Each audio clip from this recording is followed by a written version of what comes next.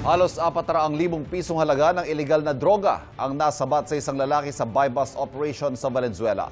Paliwanag ng suspect, inutusan lang siya na iabot ang parcel at hindi niya raw alam na droga palang laman. May unang balita si James Agustin.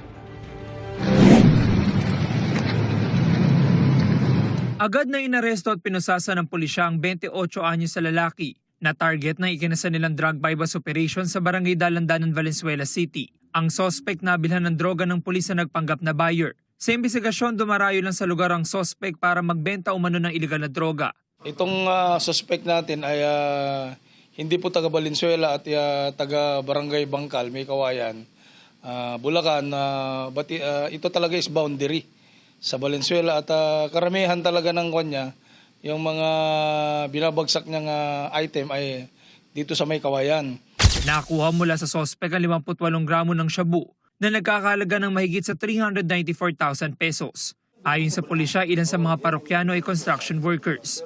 Itong operation ay dahil tip from ating mga barangay officials ay ibig sabihin matagal na rin itong minamanmanan at siyempre malawak ang kanyang area of transaction. Nakakulong ang suspect sa Valenzuela City Police Station. Git niya hindi siya nagtutulak ng shabu at iniutos lang sa kanya ng kaibigan na iabot ang item.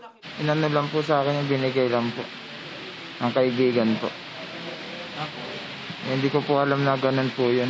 Bit-bit ko lang po yung parcel. Tapos pag-abot lang po sa akin, yan po, meron na pong humuli po sa akin. Hindi niyo po alam na droga? Hindi ko po alam na droga po naman. Nasampahan ng suspect ng reklamong paglaba sa Comprehensive Dangerous Drugs Act. Ito ang unang balita. James Agustin para sa GMA Integrated News. Kapuso, huwag magpapahuli sa latest news and updates. Mag-iuna ka sa balita at mag-subscribe sa YouTube channel ng GMA Integrated News.